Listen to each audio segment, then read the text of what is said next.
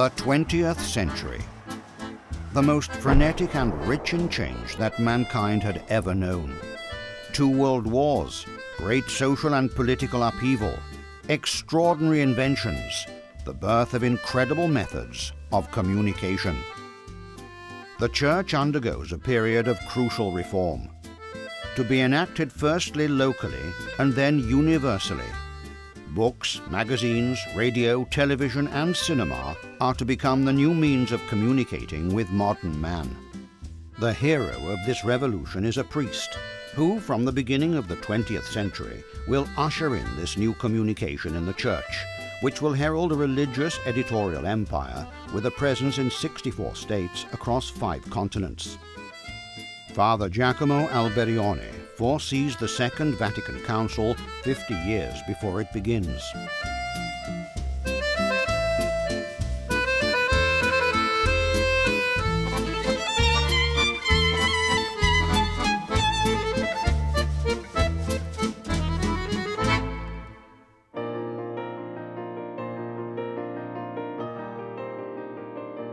Giacomo Alberione was born in Fossano in the north of Italy on the 4th of April 1884, the 4th of 6 brothers, raised in humble conditions. He enters the seminary early. Giacomo has an almost obsessive passion for letters and reads everything, not only on religious topics. This allows him to obtain a wide knowledge covering all fields of human endeavor. The 19th century draws to a close. The period in which the formation of Don Alberione takes place is marked by great economic, political and social change. The world is dominated by capitalism, and the peasant population moves to the cities to work in industry. The seeds of mass culture are sown. This is the climate of the pontificate of Pope Leo XIII. The pontificate of Leo XIII is an open one, yet an important papacy, which will shepherd the Church towards modernity. Quite simply, he realized that in order to win the faithful over again towards the Christian faith, the Church would have to adopt a new strategy. It would have to open itself to modernity and its problems, but also to the new means for the evangelization of society. Leo XIII knows that the Church needs to find a new language to speak to modern man, and must strive to confront the new demands of society. It must respond, but how? Meanwhile, a new century dawns. It is 1900. According to the Gregorian calendar, the night which signals the beginning of the 20th century is that of the 31st of December 1900. The Pope invites seminarians all around the world to spend this night in prayer for humanity. The 16-year-old Giacomo Alberione embraces the Pope's exhortation. He spends 4 hours in prayer and lives an experience that will mark out his whole life. It's as if he has had a divine revelation. He sees that the Church must communicate with the faithful in a more modern, immediate, and comprehensible way. Above all, it needs to print. But not only to impart religious information, as in L'Osservatore Romano and Civiltà Cattolica, which had been in print since the middle of the 19th century. Father Alberione's idea is altogether more radical and innovative.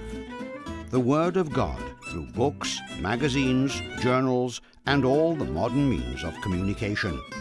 Even through cinema can the first step in this direction be taken.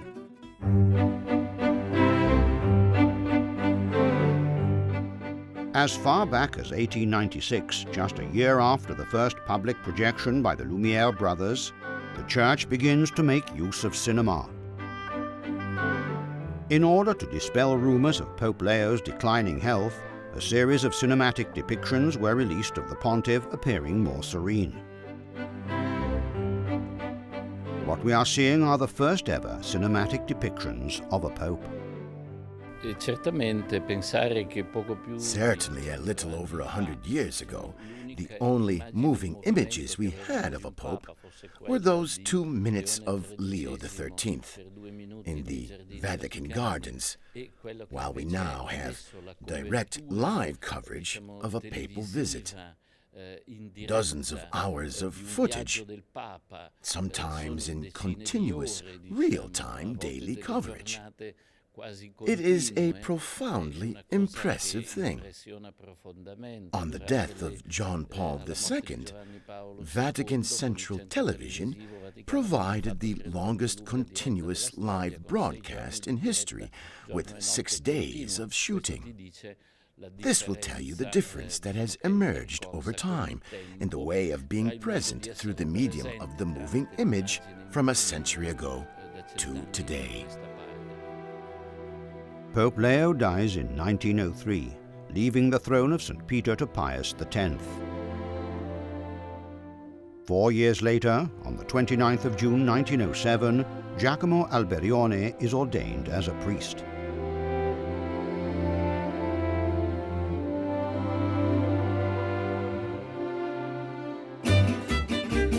Meanwhile, civil and cultural society undergo rapid ferment. With mass culture comes the consumer culture. Thanks to new photographic and cinematic developments, we are plunged into the world of images. However, the church still remains isolated and closed off.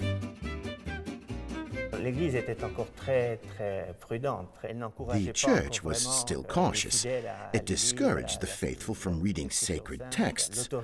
Knowledge of the divine truths continued to be vested solely in the Pope and the hierarchy. Father Alberione remains, however, in tune with the times. The desire to communicate will be seen to mature during that long night at the dawn of the century. Another 7 years pass, and now, thanks to a small bequest, Father Alberione comes to acquire a small printing machine, rents a small room, and opens Scuola Tipografica Piccolo Operaio. It is August the 20th, 1914. Nel 1914, 33 anni fa, Piazza Cherasca, in Alba, una cittadina del Piemonte, ospitava alcuni ragazzi in un piccolo appartamento di 3 stanze. Nella prima era una macchina antiquata dove quei ragazzi, figli di contadini, imparavano a fare i tipografi. Accanto la cucina. Infine una camera da letto in comune. Quella, infatti, era una piccola comunità. Chi la guidava e l'aveva raccolta, un giovane sacerdote, soleva recarsi a pregare nella chiesa della Moretta e alla Madonna chiedeva la forza necessaria per compiere un'opera grande, fare della stampa, troppo spesso strumento di corruzione, un mezzo potente per diffondere la parola di Dio. Oggi lo stesso sacerdote, Giacomo Alberione, è molto avanti nel cammino. This typing school, which started off with only 2 boys, will become the Society of St. Paul, considered to be the Church's first great communicator. Just as letters had been the most effective means of communication according to St. Paul, the print media now provided Father Alberione with the best means for spreading Christ's message. The first to be published are 2 books written by the same Father Giacomo, one of which is The Woman Associated with Priestly Zeal. From it emerges the modernity of a priest's thought that would have been embarrassing for the Church at the beginning of the century. Clearly, he is a feminist male, or better still, not a feminist, but a man who rates highly the value of women and the unique qualities they bring to bear. Therefore, while he speaks of the completion of man, by this we shouldn't merely infer my sweeter half, but rather the half which I myself lack. We can discern that the relationship between man and woman is insufficient in itself. It must be synergized in order to foster and strengthen the growth of society and the Christian community. Father Alberione goes further. He speaks of women in a revolutionary way for the times. With him, the traditional image of the nun, always relegated to the convent, was to be done away with. Women have a fundamental role in the Pauline family. Father Alberione creates numerous female religious institutes. The first to respond to his call is Teresa Merlo, a girl from the Cuneo region in the north of Italy, who will become Sister Tecla. Here we see her years later with Father Giacomo. She is entrusted with a laboratory where she teaches many skills. From this experience will emerge the Daughters of St. Paul. It is 1915, the year in which the Pauline editions are founded, whose bookshops will be seen throughout the world. This is the beauty we must appreciate in Father Alberione, because women are not an extension of the arm of the priesthood, but form an intrinsic part of it. Here, therefore, is something entirely new and charismatic: woman associated with the priestly ministry at the heart of the Church.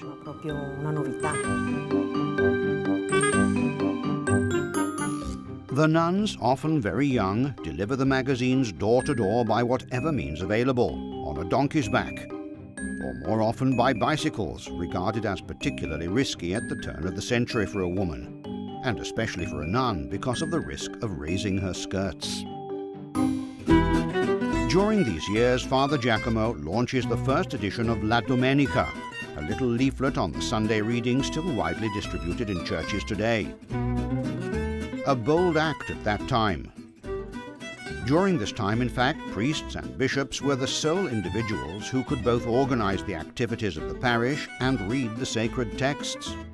The faithful had scarcely any involvement. In this context, it is not hard to imagine that Father Alberione's ideas caused quite a stir. To place things within a church context, Father Alberione's idea, which, a year after having founded the Society of St. Paul, started the Daughters of St. Paul, undoubtedly embody an idea, I'd say neither revolutionary nor pioneering, but of a highly developed sensitivity that can be found in the Second Vatican Council, when John XXIII says one of the signs of the times is the role of women in society. I think Father Alberione had welcomed this and was totally justified. The ideas of Father Alberione, therefore, are well ahead of their time.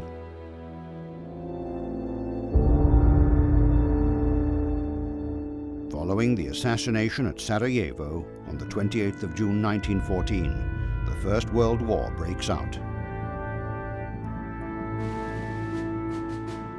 Pope Pius X's appeals for peace are in vain, and he dies a few days later on the 20th of August. Among the Italian military ranks, there are 2,200 military priests, to which priests and clerics from the reserves are added to the front, bringing the total to 20,000 men. Many Paulists also leave for the front, but not Father Alberione. He's excused from service on health grounds. He's of slight build, which is compounded by a severe form of scoliosis, and is prone to suffering severe bouts of fever. He takes advantage of this to continue his work for the Society of St. Paul, and carries on with his publishing, despite the difficulties of the war. By the end of the war, the world is no longer the same. In Russia, the Bolshevik Revolution ushers in an officially atheist regime. In Europe, social and political tensions explode and quickly give rise to the advent of fascism in Italy and Nazism in Germany. All of the grand totalitarian ideologies of the period between the two wars were born of the First World War, which brought about this idea of glorifying the nation, which after the war had become a way of glorifying politics itself. In effect, the totalitarian ideology is none other than a form of secular religion, a substitute religion, as John Paul II will say, that tried to take the place of traditional religions. Father Giacomo will continue his mission, even within such a new and complex context. However, the Church does not look kindly upon his efforts. Father Alberione is a mere diocesan priest, constrained by parish work and answerable to the bishop. Up to now, he has run the Society of St. Paul with the permission of his superior, but without official recognition from the Church. Father Alberione therefore requests that the Society of St. Paul is recognized as a congregation with diocesan rights. However, he must define its scope, and here his request is decisively original. For him, the life mission of St. Paul must be based on the dissemination of the printed word. Up to now, no one had ever requested such a thing.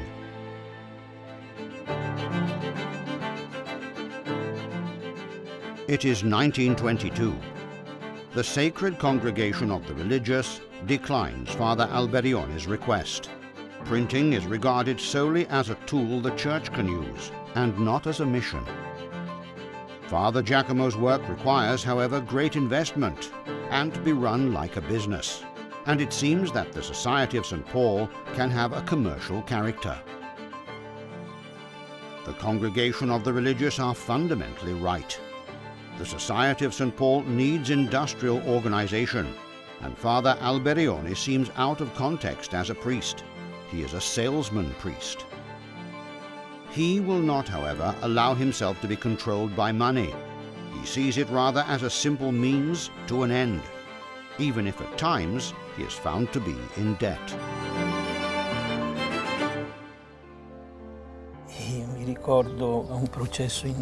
And I remember a lawsuit in Alba where he was accused of not having paid back what he was given.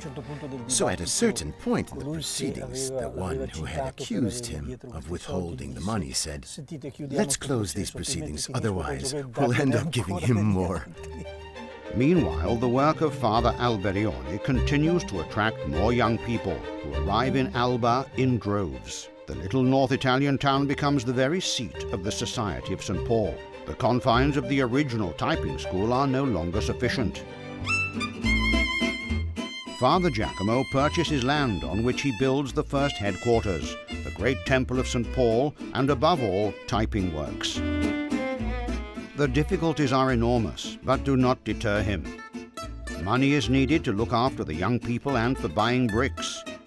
Father Giacomo builds a furnace to make them himself, and has the land at the back of the house cultivated, as well as acquiring several cows. Once completed, the mother house will be a tiny autonomous city. But the founder, or chief master, as his Paulists refer to him, is asking too much of his already fragile physique. At the end of June 1923 comes collapse. The doctor's verdict holds out little hope. It's tuberculosis. They reckon he has 18 months left. Yet, incredibly, by mid-September, he is back on his feet completely restored. A cure which leaves doctors baffled, but which Father Giacomo puts down to St. Paul. A year passes, and another of Father Giacomo's projects is completed, a periodical aimed at youth. Il Giornalino, 14,000 copies on its first print run, will enjoy unexpected success.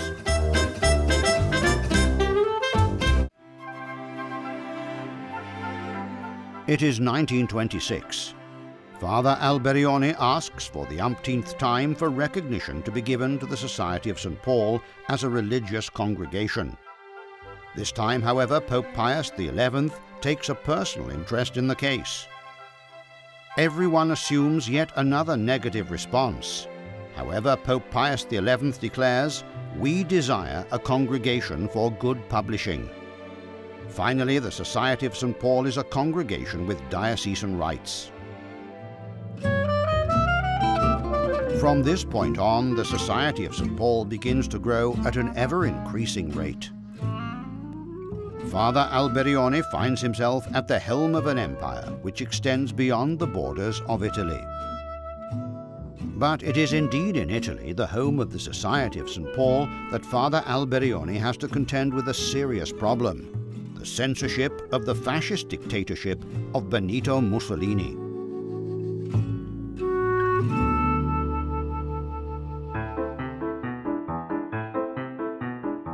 The Christian Family will not only speak of the Christian religion, but of all things from a Christian perspective. With these words, Father Alberione, at Christmas 1931, launches a magazine destined to quickly become an extraordinary success. Still today, enjoying widespread coverage. The weekly family magazine hits the market. At the second edition, the magazine, which costs 20 cents, already has a readership of 10,000. By the 1940s, it will exceed 1 million copies. The reasons for such success? Simple. Following the instructions of Father Alberione, the Christian Family is not a religious magazine. The magazine covers any and every topic, but from a Christian perspective. The Christian family has evolved greatly during the years. It has kept up both with changes in society and in the church. However, in substance, it has remained the same because Christian family was created to serve, inform, and instruct readers, and has maintained this spirit throughout these years. Most of all, it has maintained this code we describe as the DNA of the Christian family, instilled by Father Alberione, which talks about everything in a Christian way. And again in a magazine run by women. From 1932 until 1942, its director will be Sister Evelina Capra of the Daughters of St. Paul. As with all publications during the fascist regime, the Christian Family is subject to censorship, and the front cover of the May 1934 edition fails to meet their approval. At the center of the page is a picture of Italy, represented by a sick woman lying in bed. Around her is a doctor and nurses representing the modern capital vices. Above is written, "Italy is sick." The solution offered is, let's get rid of this bad nurse. According to the censor, this amounts to a criticism of the Mussolini government. Sister Evelina is called to account. She will have to face a fine of 5,000 lira, the equivalent of 50,000 euro in today's money. But it could have been much worse. The work continues and grows to such an extent that to facilitate deliveries, the railway tracks have to be extended into the factory at Alba, so the trains can be loaded with the magazines from the print works. 1931 also marks the launch of the foreign missions. The Pauline fathers and sisters are sent around the world in a haphazard fashion, often without money or necessary knowledge of the language, armed only with their belief in Father Alberione and their faith in God. La prima avventura nel Nuovo Mondo è Sao Paulo del Brasile. Poi Buenos Aires, New York, Parigi, Varsavia, la Cina, Tokyo, le Filippine, l'India, Madrid e Lisbona. The Pauline community will soon have a presence in 64 countries, spread over the continents, even China, Hong Kong, and Macau. In Rome, they spoke of the missionaries. I myself had this desire to go on the missions, and they sent me to Japan. There wasn't yet a female institute. They started with me. When they told me I'd be going to Japan, I was very worried about the language. Then, when I went to the Superior General and the founder to tell them I wasn't ready, they replied, No, you'll learn. They encouraged me and had me sent there even without knowledge of the language. Father Alberione always places himself in the center of the fray, heading towards the most exotic and critical situations, just as St. Paul before him.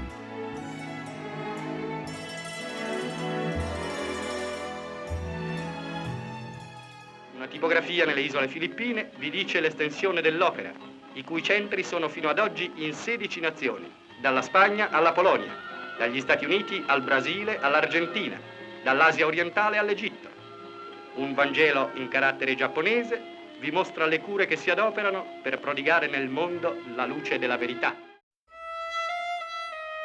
It is in Africa that the Pauline family finds one of its main martyrs. At that time in the Congo, there was a revolution, and one of our priests, Father Michelino Gallia, died burned in his car while protecting the Blessed Sacrament. Mobutu was still in power, and he didn't like this very much, that the rottenness that pervaded the country was shown. He then invited around 10 policemen, and they closed down everything and locked it. And then I go to the nunciature and say, "Look what's happened to us. We have around 100 employees out of work. Well, let's put it to the Pope." Then it was John Paul II. The Pope let it be known if the St. Paul printing works are not reopened within 2 to 3 weeks, I will denounce this fact at the Angelus. As we were praying in the church, we hear the sound of the bell. I go see. The same people who came to close us down were coming to reopen. To open foreign missions, however, risk was not limited to countries far from Italy. Father Alberione knows that even in Europe, extreme and insidious dangers are arising, which would have been unthinkable up until a few years previously. After the end of the First World War, communism perpetrated persecution against the religious, destroying places of worship, infiltrating the church from the inside, weakening it through an apparent openness to socialism. This was particularly the case with the French church, a hotbed of great intellectual ferment in which socialism-inspired movements would rise up, which the Holy See would have to seek to drastically wipe out. The context in which the Paulists arrived in France is indeed a peculiar one. Really, there were difficult moments because our Paulists spoke of propaganda. Propaganda, that is for spreading the word of God. But propaganda at that time was a dirty word because it was laden with politics. There were 2 sisters who were arrested by the police.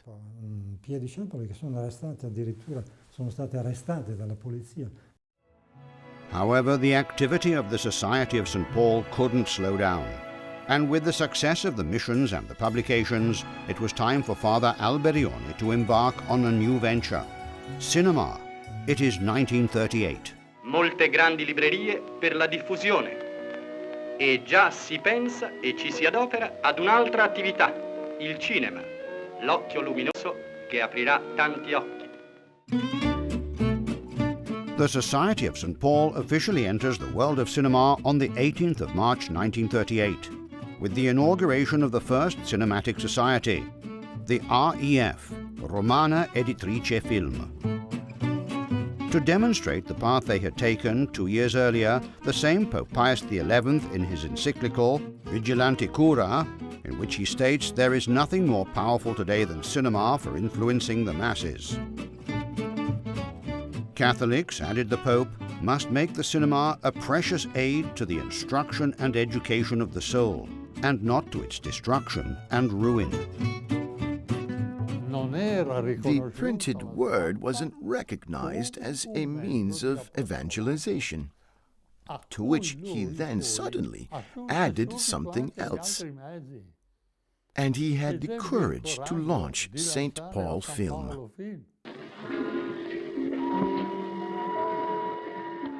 Up to this point in time, Catholic organizations had themselves been employed by the film censor. The password prescribed by Father Alberione was to put away the scissors of the censor and take the video camera into your own hands. The first film produced by REF is Abuna Messias. It tells the true story of Father Guglielmo Massaia, a missionary priest in Africa in the second half of the 19th century.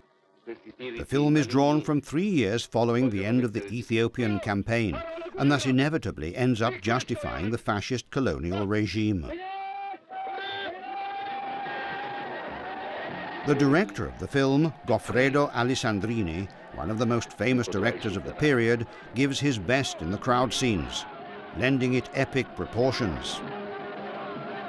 Father Alberione always thought big, and the first REF film was to be an exceptional work, and it was. Enough to consider its cost, 5,200,000 lira, equivalent to 3.5 million of today's euros, 10 times more than the average cost of a film of the period. Abuna Messias won the Mussolini Prize for the best film at the 7th International Venice Film Festival. It is a great encouragement to the Cinematic Society, which will go on to make successful productions after the Second World War, which by this time is almost knocking at the door.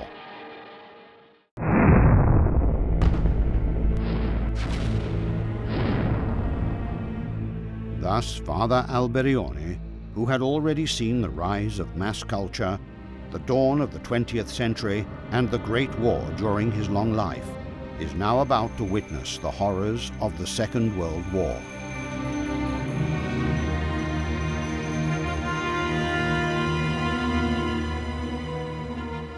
When in 1945 the war ends, the world is left split between two superpowers who are common enemies. They are divided and kept apart by the iron grip of the Cold War. Between the superpowers lie Europe and the Church, and amongst its ranks arrive movements open to communism. This proves uniquely to have arisen among priest workers during the war in France. At the heart of the experience of priest workers was this idea that you had to reach out to men, in this case the workers, right where they are, in the workplace. And you need to understand them. And to do this, you need to enter into their dialect, sharing their work experience, have a feeling for the difficulties in their experience, share their living conditions, work with them, and be with them as one of them. In certain respects, Father Alberione's priest journalists resemble the priest workers. They leave the churches and take the pulpit directly to the people through magazines, films, radio, and television broadcasts. That is, across the media and languages in common use. Don Alberione, a suo modo, ha detto: Father Alberione, in his way, said, "We cannot talk down to people who read, watch TV, who listen to the radio and go to the cinema. We must reach them through the same media. Therefore, the priest-writer carries the same stature as the French priest-worker." Del sacerdote prete operaio in Francia. With the end of the conflict, Father Alberione suddenly relaunches the activities of the Society of St. Paul, the first of which through cinematic means. Missionaries of the Metropolis is conceived, the documentary which recounts the history of the community. Intanto altre suore si mettono in cammino con la sporta ben gonfia di libri verso la città. Soprattutto le città sono il loro campo d'azione. Nei grandi agglomerati e nella vita più complessa le tentazioni del vizio sorgono dovunque incalzanti e insidiose e queste missionarie delle metropoli si presentano in ogni casa. Con un libro acquistato a modico prezzo penetrerà la buona semenza in una famiglia. Difficoltà momentanee vengono affrontate e risolte allegramente, con le braccia di tutti.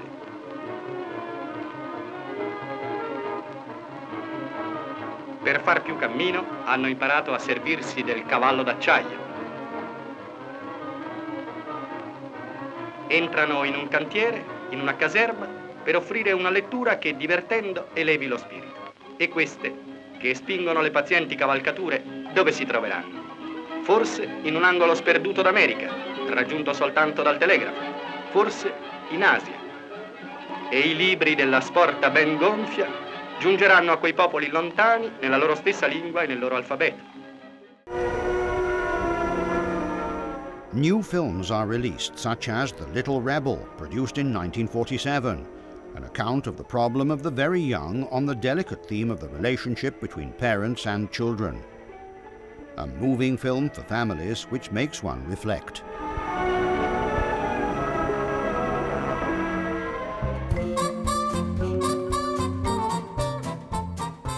But it is with the end of the 40s that the Paulist family develops an extraordinary idea that will change the habits of the people. A real and true project which we would call today marketing and innovative technology. He acquires the rights to distribute film in 16mm format instead of 35mm, the so-called substandard gauge.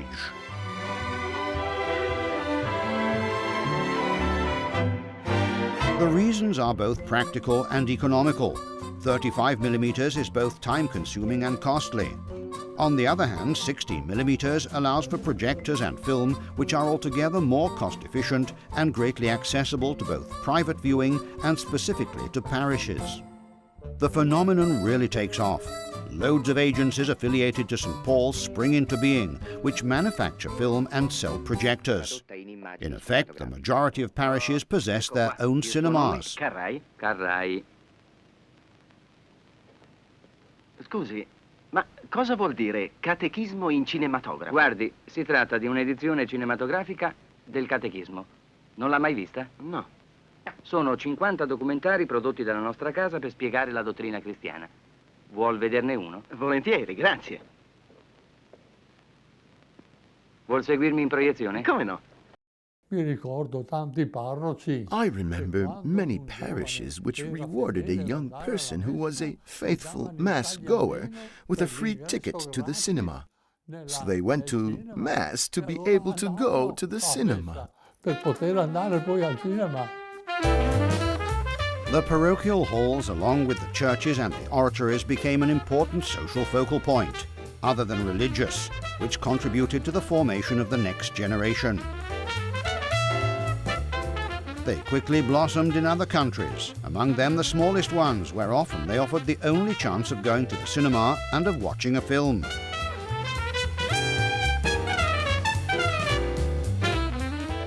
Their spread will be enormous.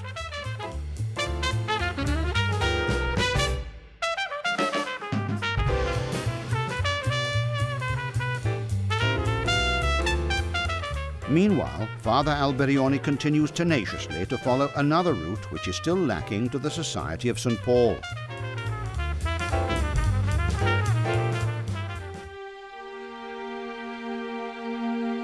Father Alberione wants a wider and more universal recognition. And on the 27th of June 1949, Pope Pius XII approves the constitution of the Society of St. Paul to divulge Catholic doctrine across its media, including print, cinema, radio and television, and all future inventions. It is one of the most important days for Father Alberione, who finally sees the Church understand and recognize the work that he and his fellow Paulists have infused into their mission for over 30 years.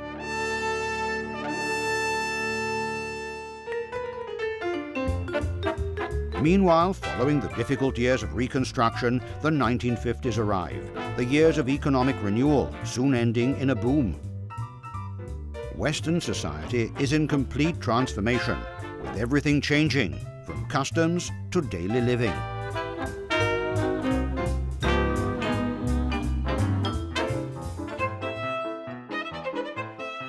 Father Alberione once again searches for a new language to speak to the people. What is the sense of a parish finger-wagging in church from the height of the pulpit talking about things sacred when the congregation can go back home and find a daily newspaper or magazine which informs him of matters far from Christianity?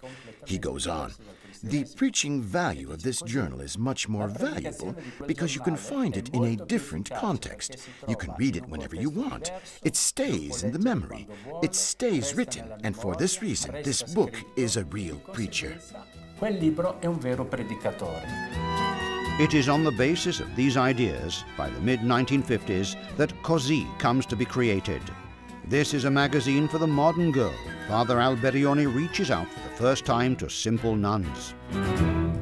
One day I arrived in the community, and the Mother Superior said to me, "Do you know the founder was here yesterday and asked for you? He wanted to see you." The following day I didn't go to Rome to attend school, but awaited the founder, who arrived very punctually, and told me he wanted to start a magazine for girls, for young people, and that I was going to be its director. It was a real challenge. Only a man like Father Alberione could have thought of entrusting to a nun the task of running such an ambitious and complex magazine, one that dealt with fashion and the personal problems of girls, of the rapport between couples. Beautiful color photographs, images and columns, which at first glance seemed far removed from a religious publication. At the end of 1955, we have the first edition of Così. Also, Così is an immediate success. More than 45,000 copies sold with price per copy of 50 lira, around 2.4 euros in today's money, sold primarily by subscription or in newsagents. The Director General had wanted it because he always thought that in the family there needed to be a magazine for children, Il Giornalino, and one for the family, the Christian family, Horizons for young men and women. He had to have really wanted Così, even if it no longer exists today.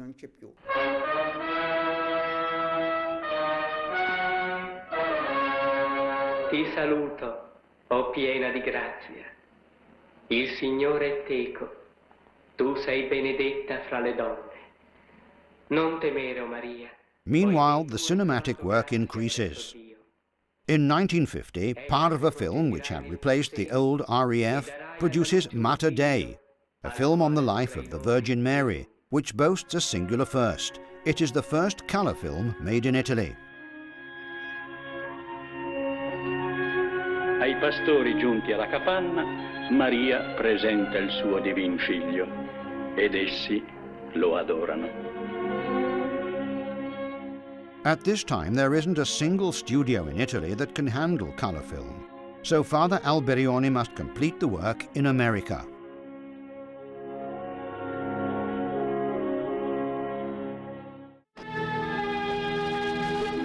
Immediately afterwards, it is the turn of a long reel in black and white on the life of Jesus of Nazareth, the Son of Man. The film is personally written by Father Alberione. Tutto è compiuto. The suffering of Christ, who is seen dying on the cross, is portrayed with great human realism. Padre, nelle tue mani raccomando lo spirito mio.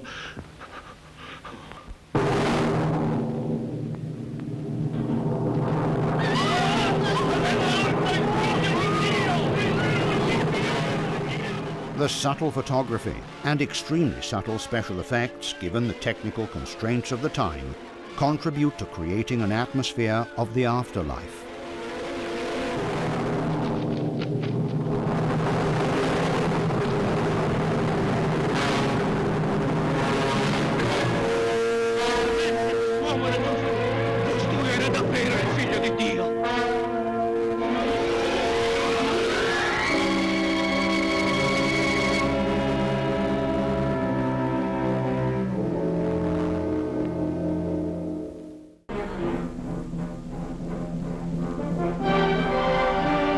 La San Paolo Film ha il piacere di inaugurare la sua distribuzione con un film di indiscutibile valore umano e spettacolare.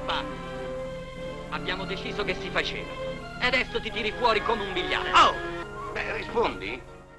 Meanwhile, the next film, I Found My Son Again, set in the suburbs of Rome, borders on neo-realism. Harry Kingsley, la più grande interpretazione che un fanciullo attore abbia mai realizzato. E accanto a lui attori a voi noti. Carlo Campanini, per la prima volta nelle vesti di sacerdote, costretto a districarsi in situazioni a volte complicate, a volte strane. In un linguaggio schietto e pacato scoprirete i paesaggi incantati della vostra fanciullezza. Finivo bene.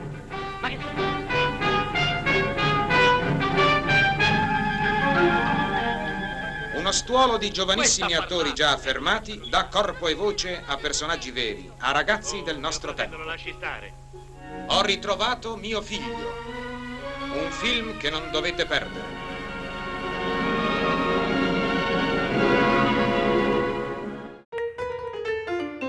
In the following years, distribution of St. Paul's 16mm film is extended to the big mainstream cinemas.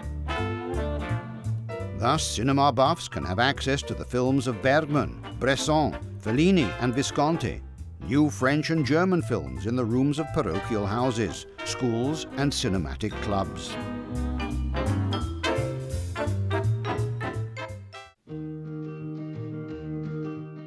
Then in 1972, in a co-production with RAI, ORTF, Bavaria Film and Chinipat, a fascinating work will be created, which will enjoy great popularity.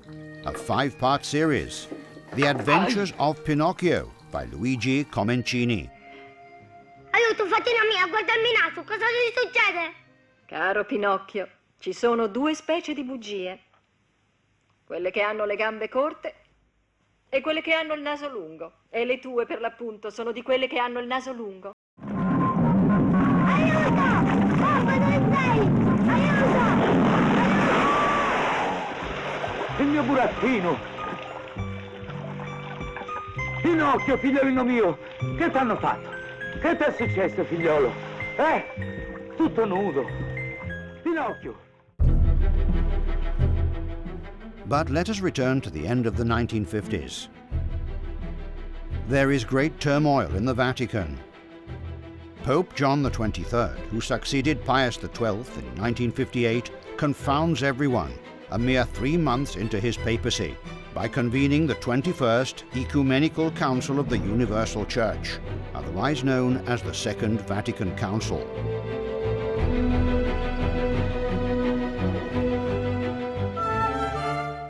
Through the Council, the Church finally opens itself explicitly to modernity, closes the gap between the clergy and the faithful, and is ready to re-engage its evangelical role throughout the world through the new media of communication. He had this intention on the eve of his election. He will speak of himself as having had a divine revelation where he would convene a council to let the church breathe and let it re-examine its traditions in the light of modernity.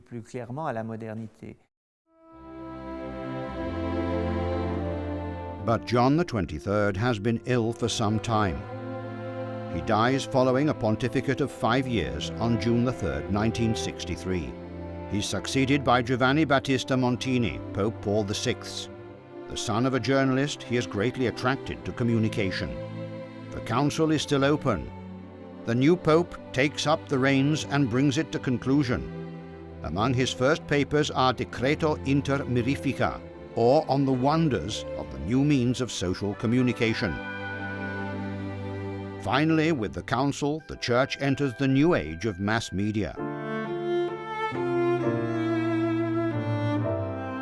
Father Alberione has taken part in the proceedings of the Council as the founder of a religious organization, and now with Inter Mirifica sees the definitive acknowledgement on the part of the Church for the work of the Society of St. Paul.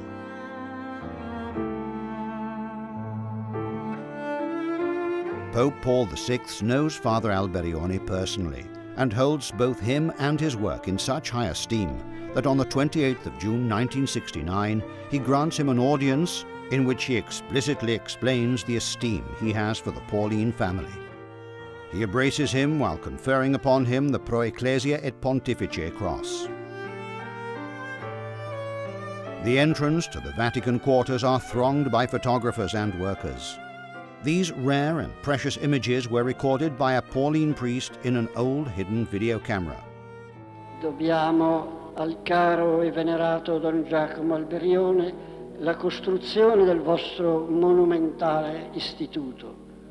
Nel nome di Cristo noi lo ringraziamo e lo benediciamo. Ecco, sempre intento a scrutare i segni dei tempi, cioè le più geniali forme di arrivare alle anime, il nostro Don Alberione ha dato alla Chiesa nuovi strumenti per esprimersi nel mondo moderno e con mezzi moderni.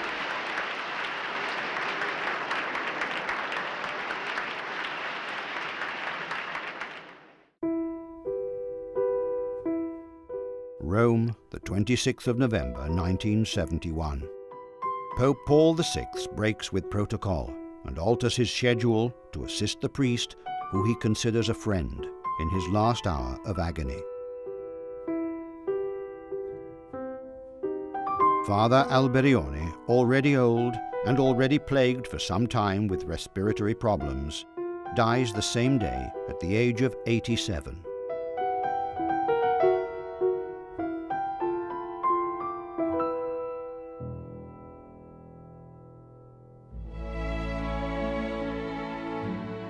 Thus ended the remarkable career of a great pioneer who managed to foresee a path from the beginning of the 20th century which the official church would only start to recognize at the start of John the 23rd's papacy.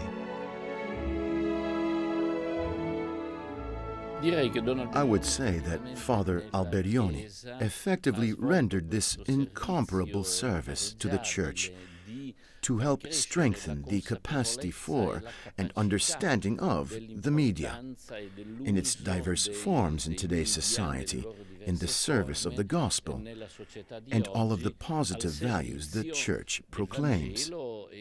If I may, we could say, well, Father Alberione's message has passed into reality. Today, the Pope doesn't have to say, remember that the media is important. It is the 27th of April 2003. Pope John Paul II beatifies Father Giacomo Alberione. Nomine Patris et Filii et Spiritus Sancti.